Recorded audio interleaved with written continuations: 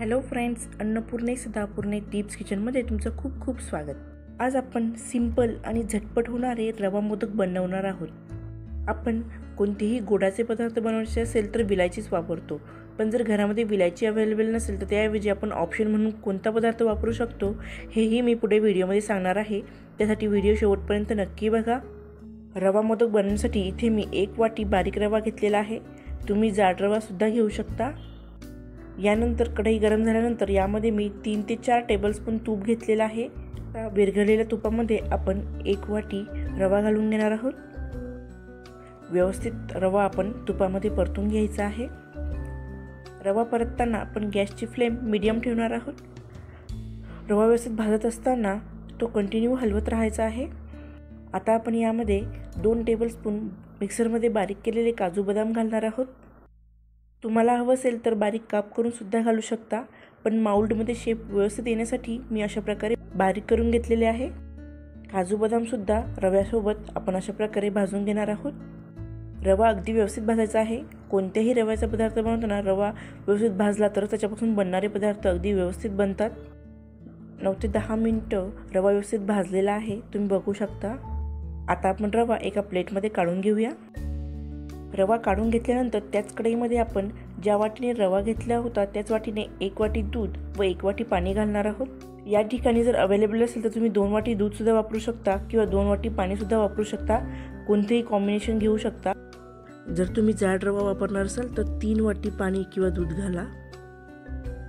या ठिकाणी आता आपण विलायचीऐवजी कोणतं ऑप्शनल पदार्थ वापरू शकतो ते बघणार आहोत.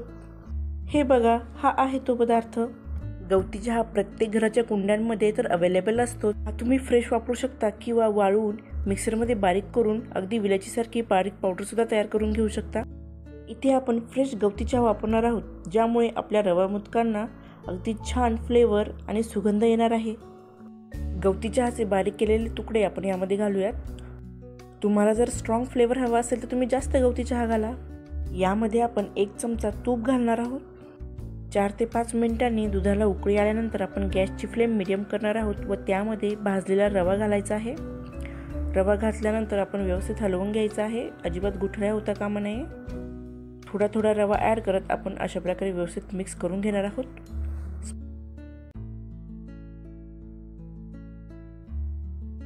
रवा व्यवस्थित मिक्स करून झालेला आहे. अजिबात गुठळ्या झालेल्या नाही आहेत.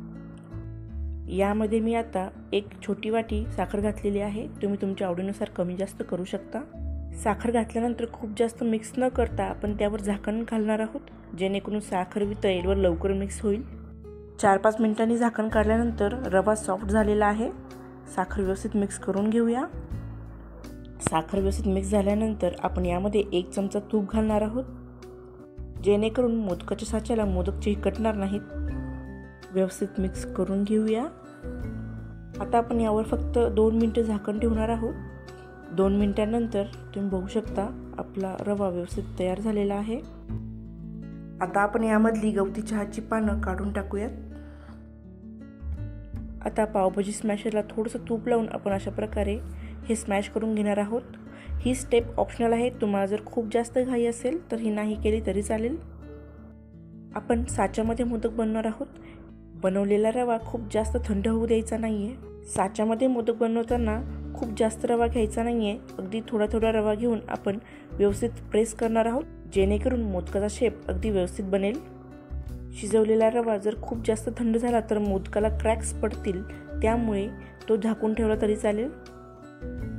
व्यवस्थित साच्यामध्ये आपण रवा दाबून घेणार आहोत.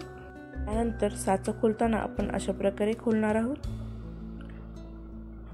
अगदी व्यवस्थित शेप बनला आहे मोदकाचा. अतिशय छान मोदक आपले तयार झालेले आहेत. व्यवस्थित प्रेस करून बनवल्यामुळे अगदी ॲक्युरेट शेप मोदकाला आलेला आहे.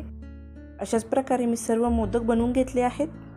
जर तुम्हाला हे झटपट होणारे व चविष्ट असे रवा मोदक आवडले असेल तर नक्की ट्राय करून बघा आणि अन्नपूर्णे सदापूर्णे टिप्स किचनला सबस्क्राईब करा. धन्यवाद.